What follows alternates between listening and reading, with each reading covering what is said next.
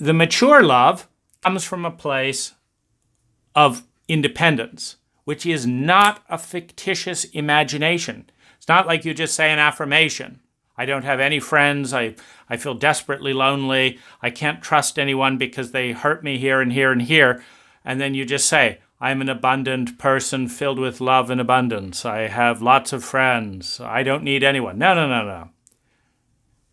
You have to take steps, online, support groups, meetup groups, doing this, hanging out here, walks in the park, talks with a therapist. You meet the need. When you meet it fully and you feel abundant, that's when you have a mature love. And the mature love is not about you. The mature love is the person that says, I want to support you in being the best you that you want to be. I want to support you moving towards survival, security, love and belonging, self-esteem, developing your gifts. I want you to be happy the way you want to be. I see beauty in you. I want to support your freedom to be and grow into the person you want to be. What do you want or need from me? How can I help? Well, the best thing you could do is disappear because I've got too many people talking to me right now and I can't get my work done. Done. If you ever change your mind, here's my card. I'm not going to bother you again. That's mature love. Because you accept and learn and pay attention to what's good for them. The adolescent can't do that. But how can I have sex with you if I never see you again? About me. But how will I get my needs met? How will I enjoy our companionship if there's no, I can't accept that. Because then I don't get my need. So it's and this is where love can integrate into being loving. Because if you treat people well like that, from a place of independence, there's going to be maybe a year later that person has free time. And they say, I can really see you care about me more than this or that agenda, and that's the kind of person I want around me. And so now you can need me. Now you can lust after me. Now you can do that because it's mutual now. And I respect that. And so you have two adults choosing to be loving. And within the container of that love, that marriage, inviting in the needy child to be loved and to be embraced, and inviting the curious and passionate adolescent, and inviting the companionship, and I want to be with you all the time. Because we both want that. And that's what will bring out the best in us. So let's do it. And then that's what starts to then integrate with ideals and values as opposed to disintegrate you. I believe in freedom. Everyone should do what they feel is right for them. I need you. I need you. I don't care about your homework. I don't care about your job. I need you. Well, you've got these pulling in opposite directions. So the answer is to go into independence and seek, where do you have to go to be independent? Well, it's difficult in a culture like ours where everyone's obsessing over work, because you will never meet these deep emotional or sexual needs by working more hours. You will just delay and distract from that need. You actually have to be around people who embrace the feminine, who embrace emotions, who embrace deep, meaningful, emotional relationships. You spend time with these people, your cup is full. When your cup is full, it's pretty easy to say, I can see what you mean. You seem stressed even talking about this. Don't worry about it. I'll take care of myself. You go do what you want. Just know I appreciate you and am open to relating. Off you go. And you feel great. You don't want to bother that person. And, you may feel sad for them if they're a workaholic and they don't know how to have a good relationship, and that's why they don't have any time. Or you might not like the culture that demands 10-hour days with traffic back and forth for work, so there's no energy to have a rich relationship. And there, That's why I created the map on how to start a service business, because I work for myself. So I can work 4-hour days, 6 months of the year, and put my relationships first. So met needs ties in with that. And we also have what's sacred.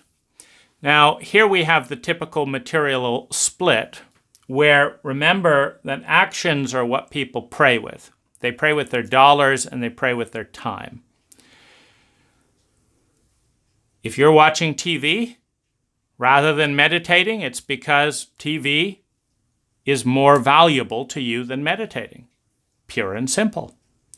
If you're spending money on potato chips rather than on organic carrots, it's because your body wants potato chips and you're going along with that.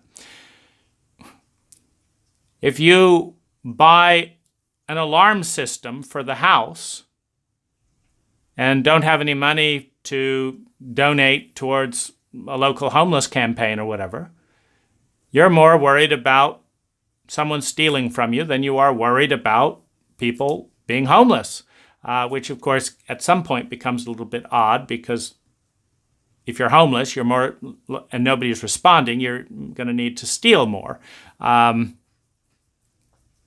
so, and that's one of the things that's, when I talk with the homeless in my county, they tell me that we have to break the law every single day, at least twice, just to live.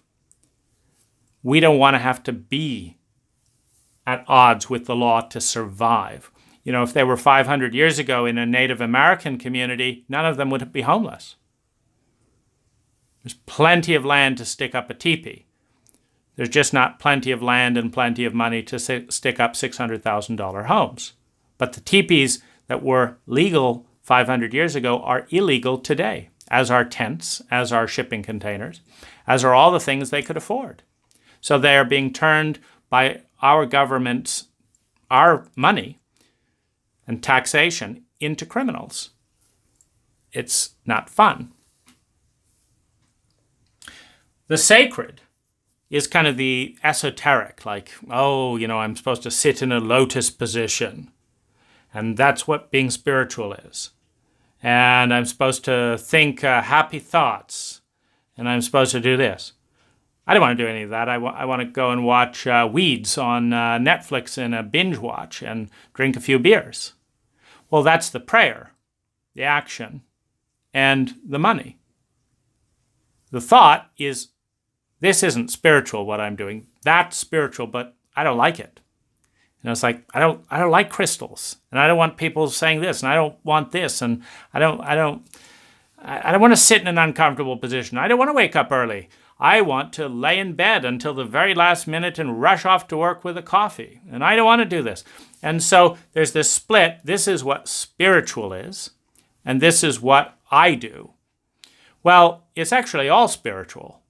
You pray to your values and ideals within the intelligence that you have in everything you do all day. That's all prayer. Now, but there can be it's a weaker moment if you think that's not spiritual. You're just worshiping fat, or worshiping comfort, or worshiping pain management. Whatever it is you're worshiping, it's important to you, or you wouldn't be doing it. You're worshiping trauma avoidance. You're worshiping, I never want to think about that woman again. Okay, let's have another beer. My prayer has been answered. I've forgotten all about it. You're worshiping constantly. The trick is to integrate and become more peaceful with what you are worshiping. And not to see it as this separate thing where, on Sunday afternoon I go and do the meditating thing, and then I'm spiritual, and then the rest of the time I'm just, I can't be spiritual. You're praying every single moment of every day, with time, with money, with attention. So if you can integrate your thought, your actions with what's sacred, or what's sacred with your actions, to where you can own and say, I am in so much pain that a beer is sacred right now because it's going to take the edge off. And that's important, and I'm not going to be able to want to get up tomorrow if I don't take the edge off. So that's sacred. And work is sacred because I don't want to feel like a bum for not paying my rent. And rent is sacred because I don't want to be outcast with PTSD and on the streets. These are sacred to me. They help me survive, feel secure, feel love and belonging. I don't actually like beers, but I like being invited. And it's the only thing I'm invited to. So I'm meeting my need for love and belonging, and yes, I have to drink a few beers. That's the price. But I'm praying with my money and my behavior in the direction of what I value as a human being. And that is not going to be divorced from spirituality, from some Hindu text that says, that's not spiritual or whatever. Then we have the psyche. And what I want to talk about particularly are inner ages. So let's look at that. So you're born, you're 2 years old, your father rapes you. You develop a coping mechanism to deal with a 30-foot giant relative to your size, doing this and doing that. You develop a whole, I've got to go numb in my emotions or I get overwhelmed. I've got to stay silent, otherwise he hits me. I've got to do all this stuff. And so you develop an abuse survival coping strategy. This coping strategy works. You're alive. You're not dead.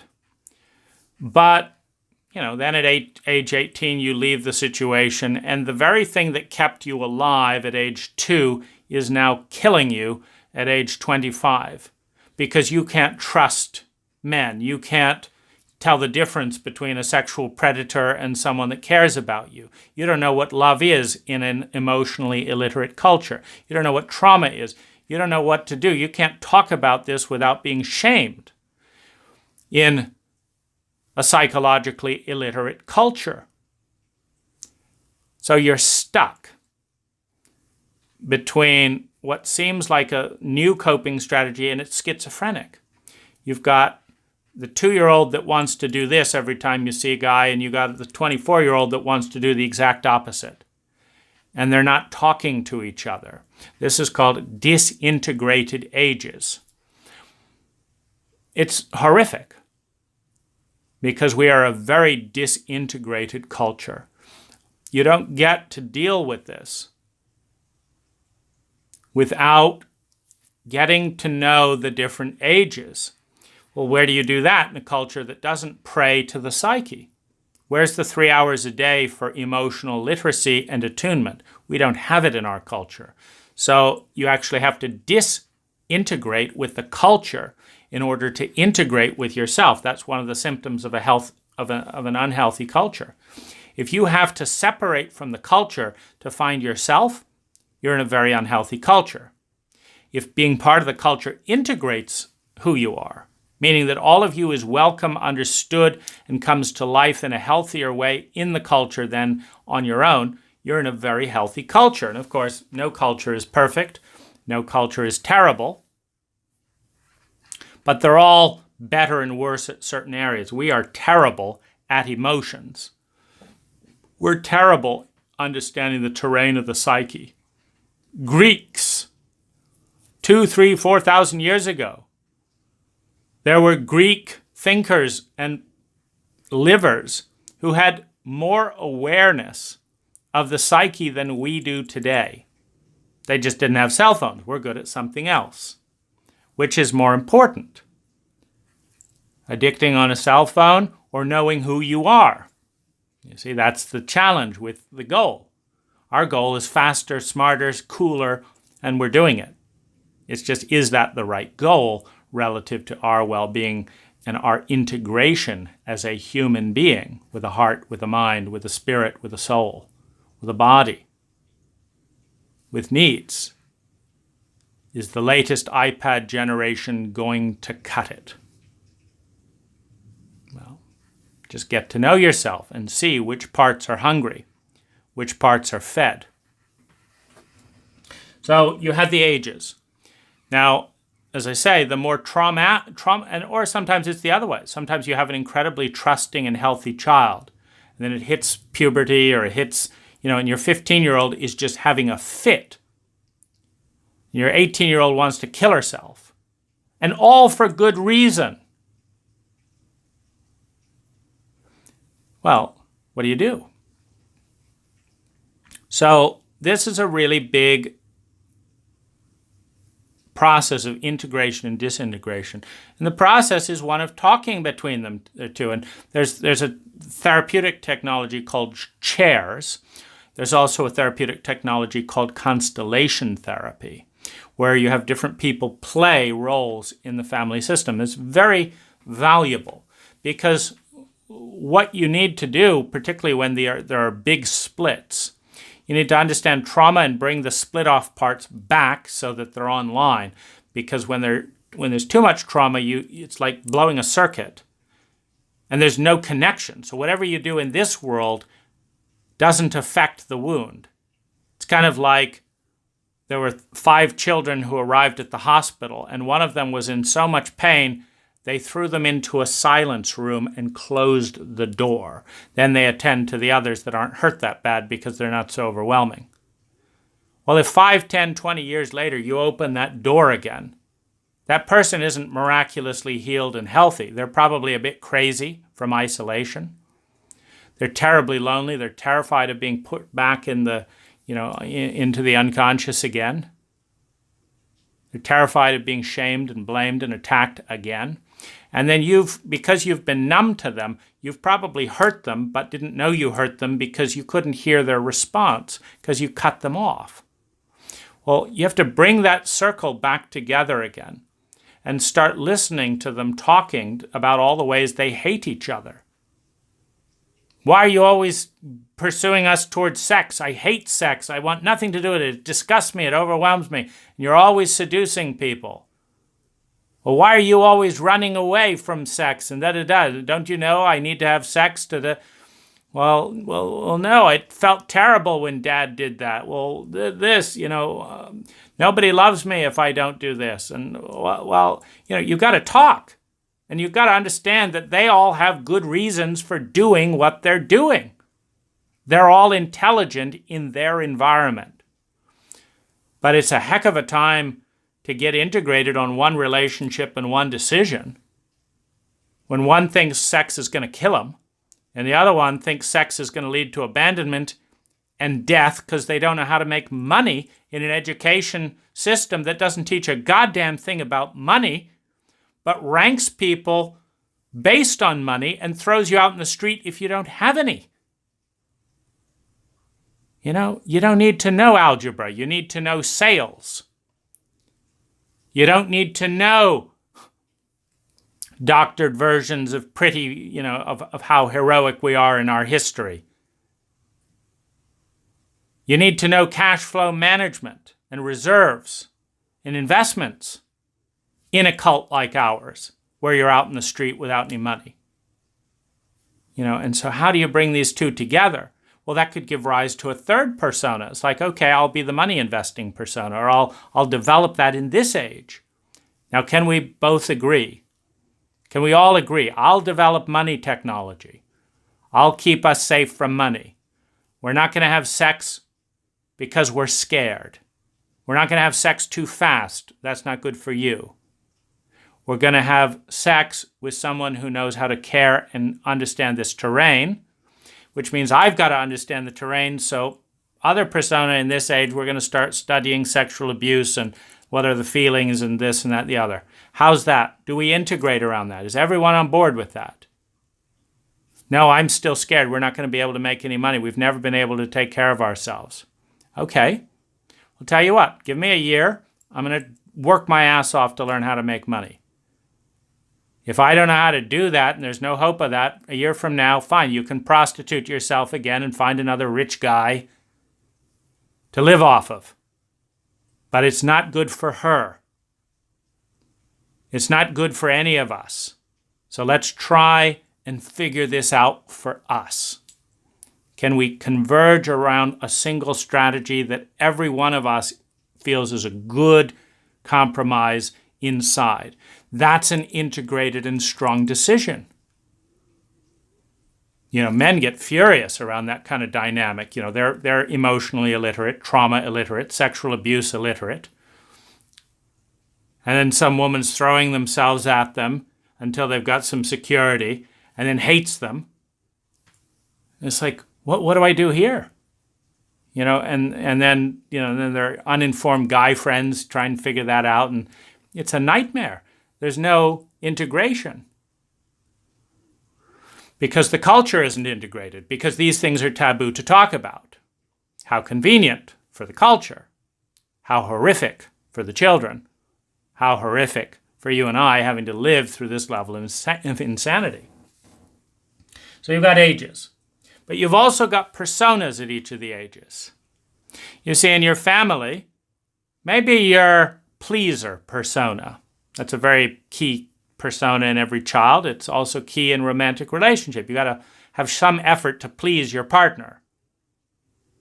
It's one of the reasons we have so many single, lonely people in the United States is we have idealized the kind of independence that says that to be important, I've got to do exactly what I want to do and not be changed, particularly for women. That's part of women's feminism is the idea, is that no man's going to tell me what to do.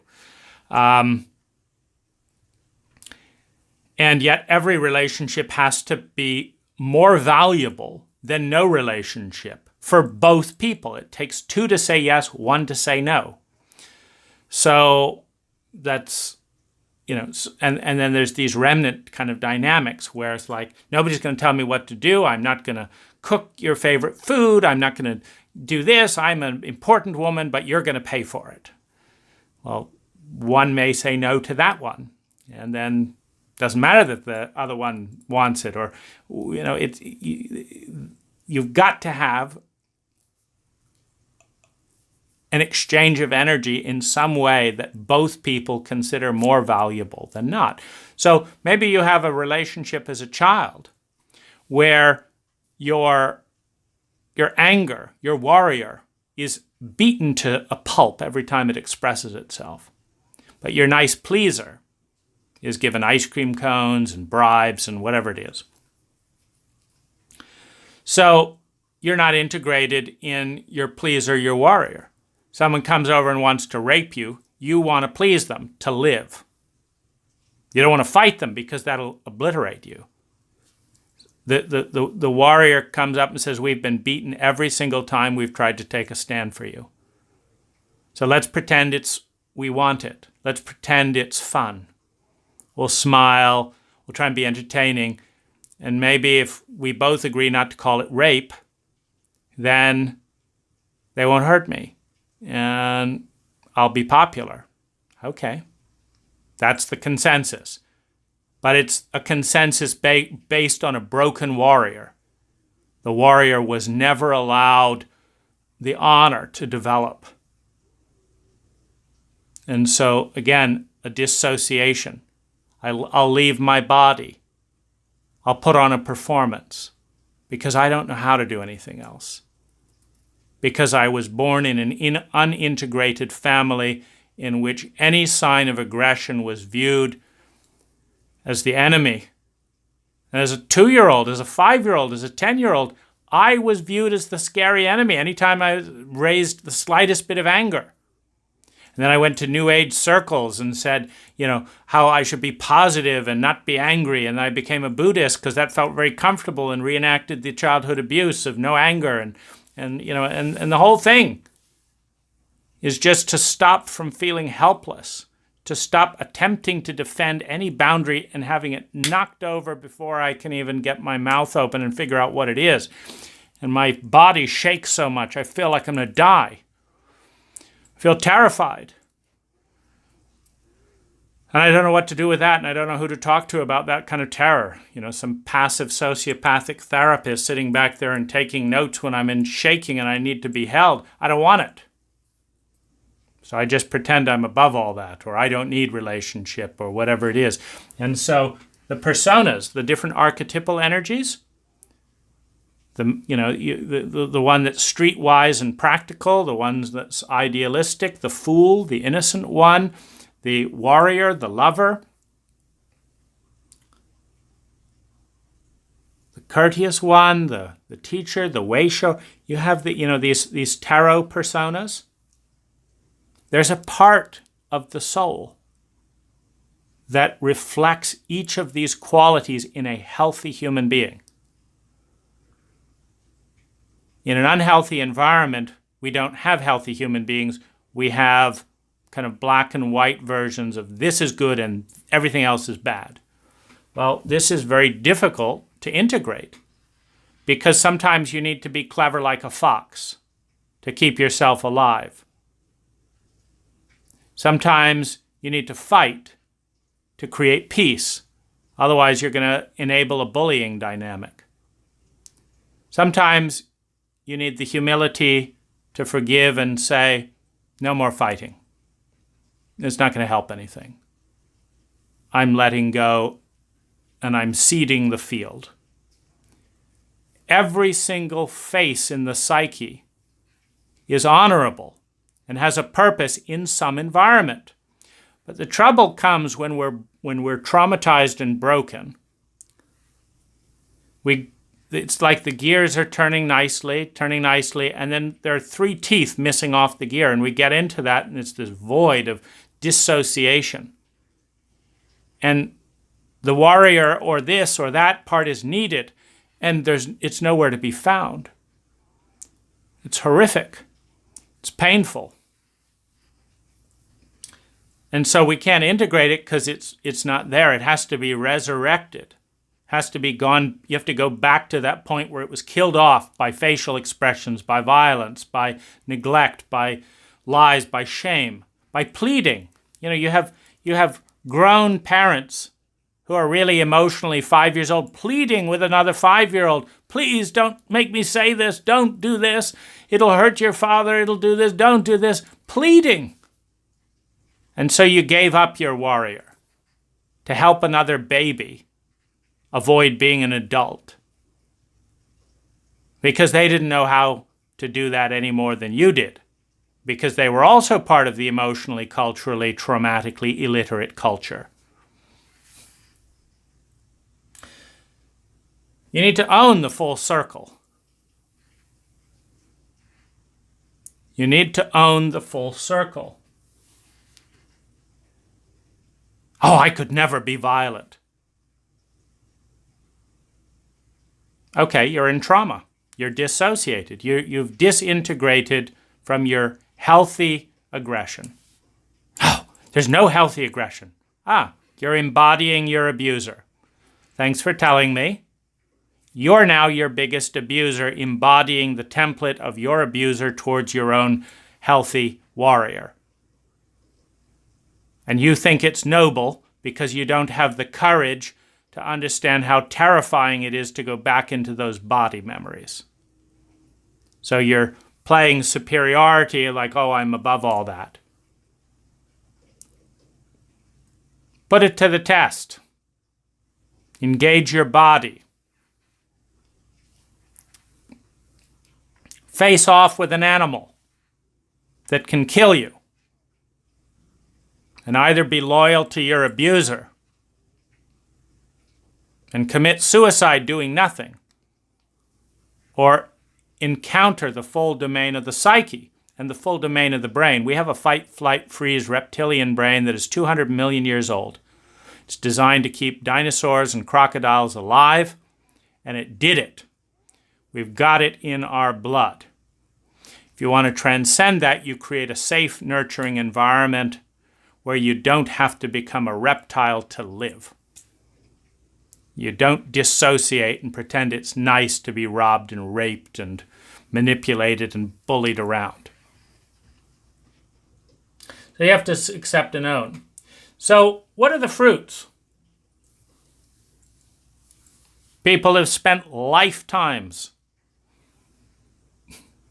going backwards Only figuring out how to integrate 2 or 3 of these a little bit.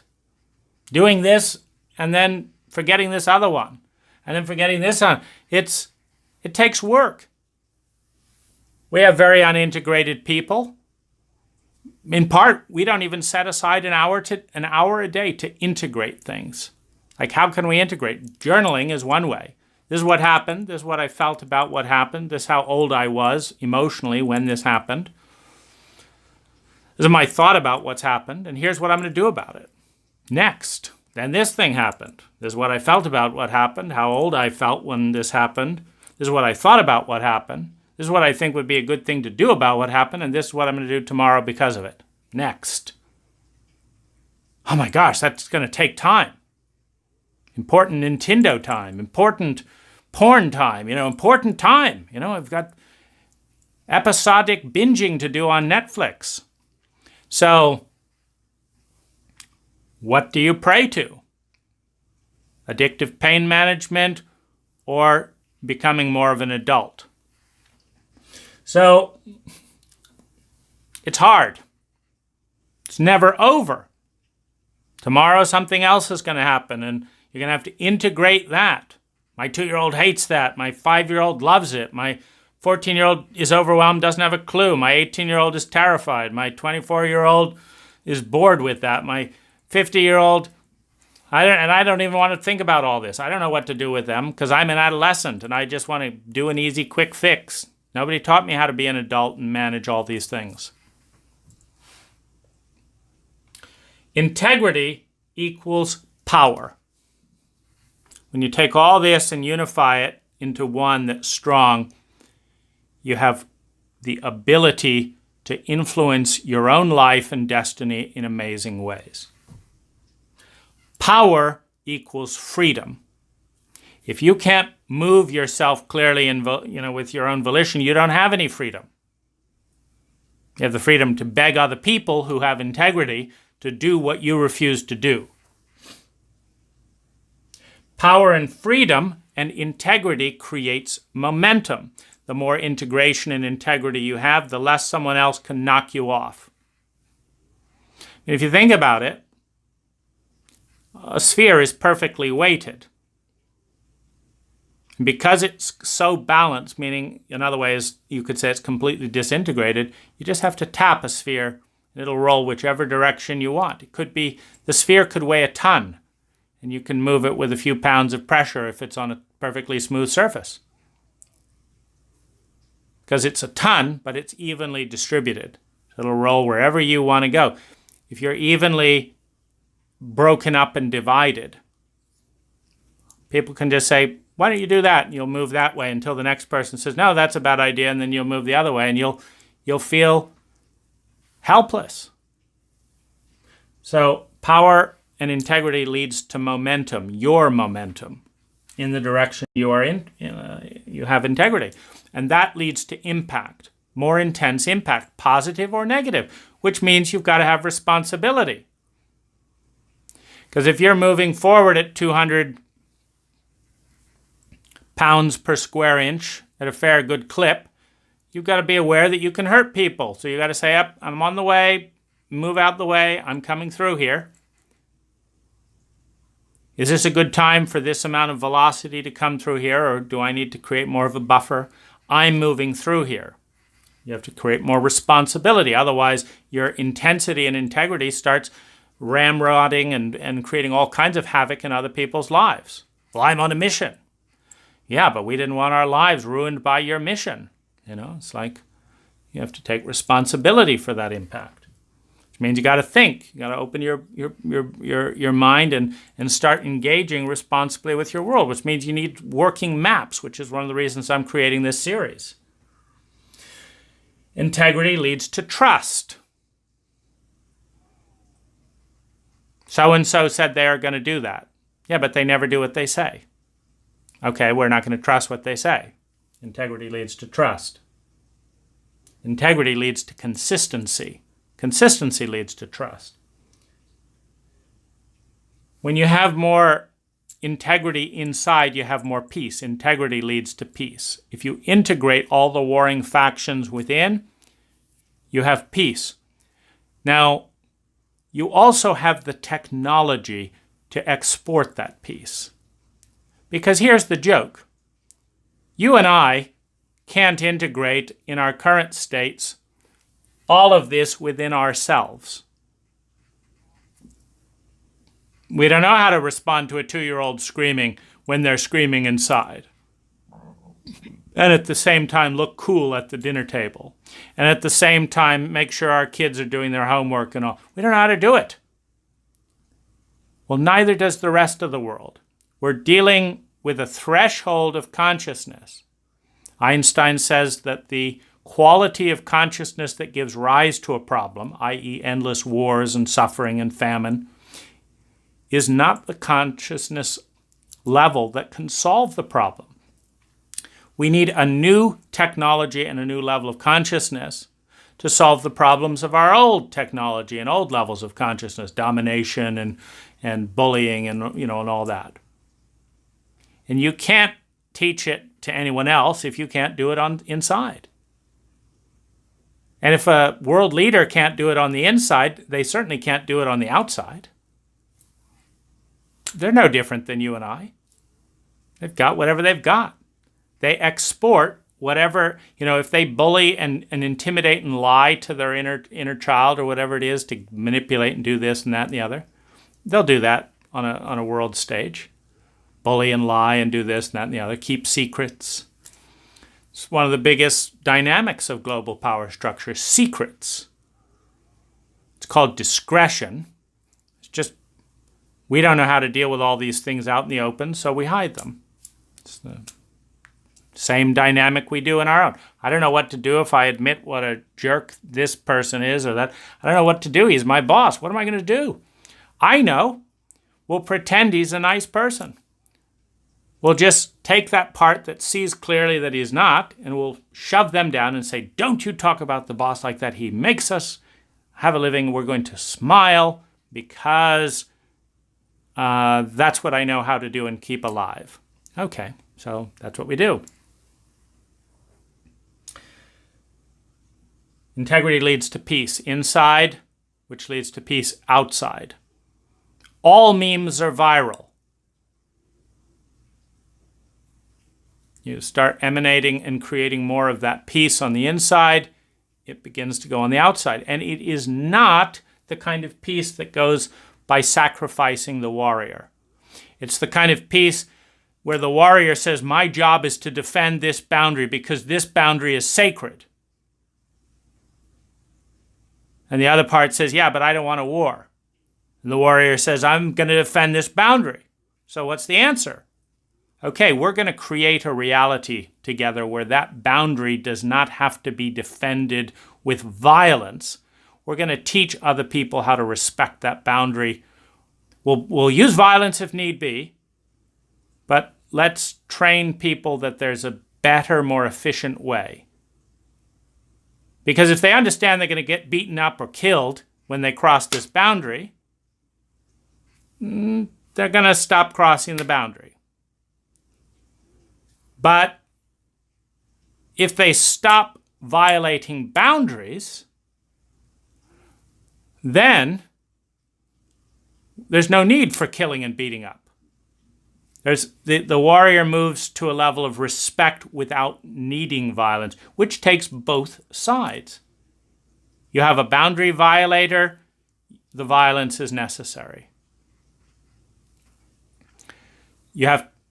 So you need a warrior that understands that they don't need to be violent unless the boundary is crossed.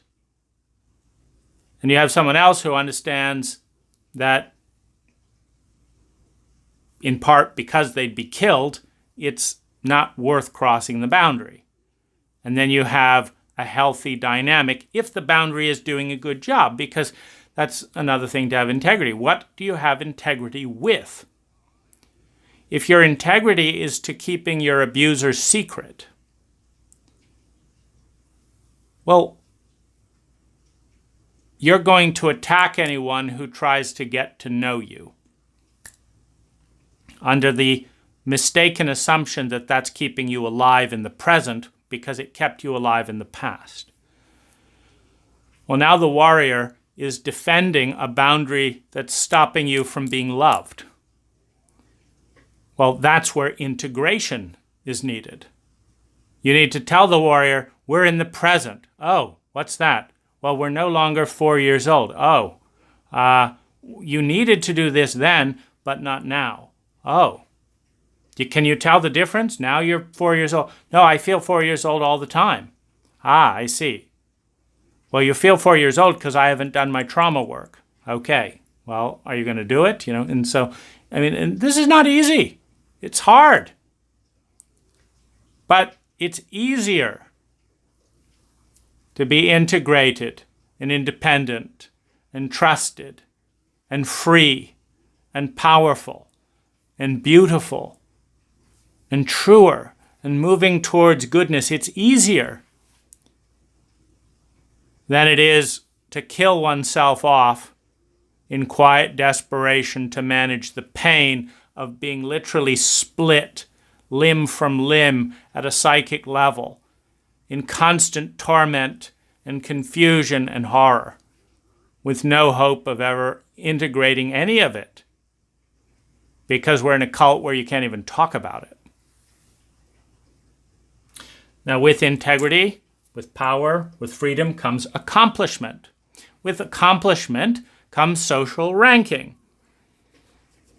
For example, I've done a lot of work with integrity, and so I have more skill with language than if I was keeping myself crazy. Because if my coping mechanism was to stay crazy so that I wouldn't have to face my pain, I couldn't develop facility with language, because language is a form of perception. So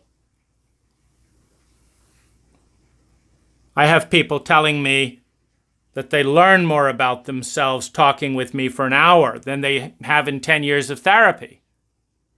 Well, that's a certain form within people who like growth, who like to be in high competence in that area. That's a certain kind of ranking. Well, it's from integrity. It's from working with this since the age of 12 to varying degrees using a variety of sciences. And it's not perfect by any means, because I'm in a cult that is splitting me constantly and doesn't want to look at itself because it doesn't know what to do, because we don't teach the skills, and that's why we need to do this work. Now, with accomplishment comes value. With value comes income. With income and value, power, freedom comes safety. With all of this comes love. So there is, if you have integrity and you have mastery, you are capable of loving in a mature way if you want to. You're not capable of loving when you're disintegrated. You can't love yourself. And as an unintegrated equation, you can't love someone else and you can't let them love you. Because if one part of you is running, please don't look at me, I'm so ashamed of myself. And then this other part is saying, please see me, I feel invisible. And then this other part is saying, I need to look at this dynamic so that I can understand and grow. And this other part is saying, but I don't want to look weak, like I don't know what I'm doing, and growing there. If that's all going on at the same time, no one can win. No one can receive from you or give to you because you're divided. You're back in that double bind where no matter what happens, it's terrible for one part of you. And so all the best you can do is waffle. I want this. No, I guess I want this. No, I want this. Make up your mind. Make up your mind. Tidy the scattered pieces. Integrate so that you can be loved, so that you can see and be seen, so that you can touch yourself in the deep arenas. Because when you integrate the surface levels in a cohesive pattern, rather than like this, you can see through to the deeper levels. You can have a relationship with soul and spirit which is a much deeper form of integrity, a much more challenging form of integrity, where you know who you are, where you like who you are, where you have the ability to bring a little bit more and a little bit more of who you are into this world with integrity, which brings up the final point. Who you are with integrity may not integrate very well with the cult of the culture around you. And that brings up the final paradox. I want to have integrity. The answer, integrity with what? Do you want to have integrity with your soul? Do you want to have integrity with your culture? Do you want to have integrity with what the neighbors approve of? We all have 100% integrity with something or with many things at any given moment.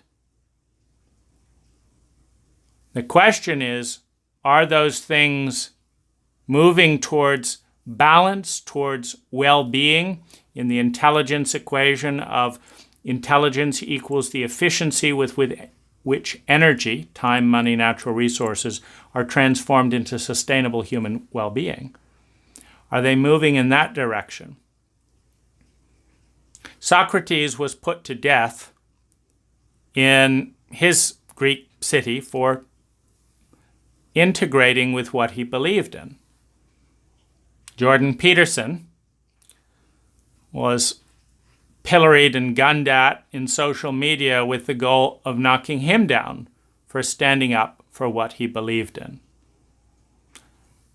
Socrates died peacefully.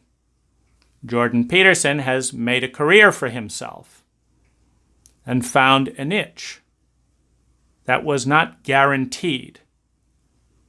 He took a stand for some voice. He calls it logos, again, something our Greek ancestors knew more about than we do. Listening to that true voice within and following it to the end, seeing the beauty of that voice, of the double, the one on the other side of the mirror,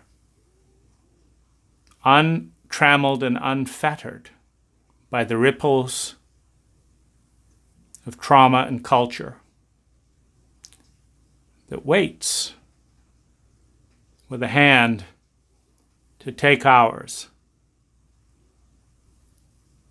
into the other world. That part of us that is 99.9% bigger than the human ego. That part of us that is aware of a larger pattern, in crude terms, a purpose or the divine plan. It's more owning the joy, the transcendent moment of freely integrating with a vibrational and an energetic plan that is bigger than cultural norms, that is bigger than what you and I might set aside as our little plan. It's bigger than that. And is more integrating, more healing, more alive, more graceful, as we become a part of that dance. I can feel that sense as the barrier is thin. The barrier is thin between that part of ourselves, that part of myself, and the part that's here, reaching for that.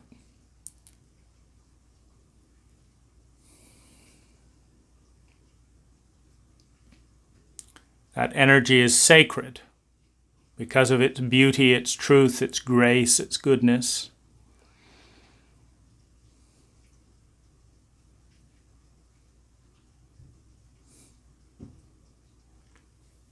We are all on a path of learning to integrate with who we are. And I'm very grateful and just want to thank you for joining me all the way here. It's quite a journey. Go all through the circle to come back here. Be here with you, with me. Well done.